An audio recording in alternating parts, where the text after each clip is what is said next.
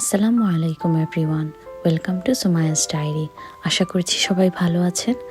আজ আমি আপনাদের সাথে শেয়ার করব ঘরে ডাল রান্না হলে যেটা অবশিষ্ট ডাল থেকে যায় সে ডাল দিয়ে কিভাবে ডালের ভর্তা করতে হয়। দুবেলা ডাল দিয়ে খাওয়ার পর পাত্রে যে অবশিষ্ট ডালটুকু থেকে গিয়েছিল সে ডাল থেকে আমি ভালো করে জাল করে পানিটুকু শুকিয়ে এরকম ড্রাই করে নিয়েছি, আপনারা দেখতে পাচ্ছেন। এবার আমি ভর্তার জন্য পেঁয়াজ কুচি এবং শুকনো মরিচ হালকা তেল দিয়ে ভেজে নিয়েছি। আপনারা এখানে পেঁয়াজ এবং মরিচের পরিমাণ আপনাদের পছন্দ মতো নেবেন।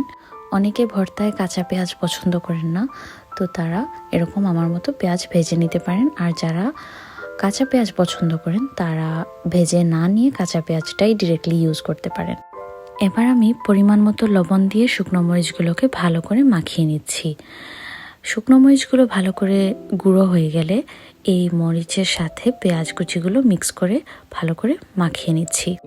অনেকেই সব উপকরণ একসাথে মাখিয়ে নেন, কিন্তু আমি প্রথমে পেঁয়াজ কুচি আর মরিচ লবণ দিয়ে এরকম ভালো করে মাখিয়ে নিই।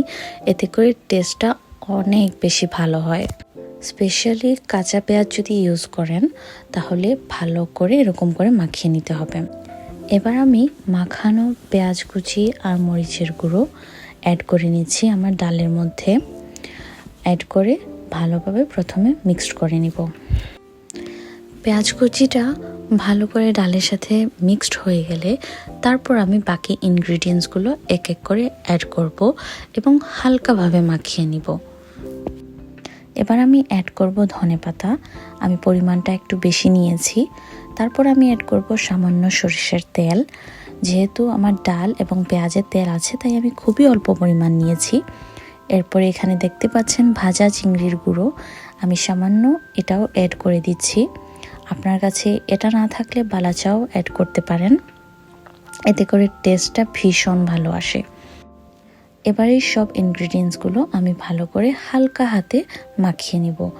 ভর্তা মাখানোর ক্ষেত্রে আমি সবসময় এই গ্লাভসগুলো ইউজ করি, যেহেতু আমার একটা ছোট বাচ্চা আছে। ব্যাস রেডি হয়ে গেল আমার এই মজাদার ডালের ভর্তা। ভেজে যাওয়া অবশিষ্ট ডাল দিয়ে এরকম ভর্তা করে নিলে ডালটা আর ওয়েস্ট হয় না। আর গরম গরম ঝুরঝুরে ভাতের সাথে এই ডাল ভর্তাটা খুব মজা লাগে। এক প্লেট ভাত শুকনো মরিচ দিয়ে খুব মজা করে খাওয়া যায়। ভিডিওটি ভালো লাগলে আমাকে অবশ্যই লাইক কমেন্ট করে জানাবেন। আমার চ্যানেলটি সাবস্ক্রাইব করবেন। Thanks for watching the video.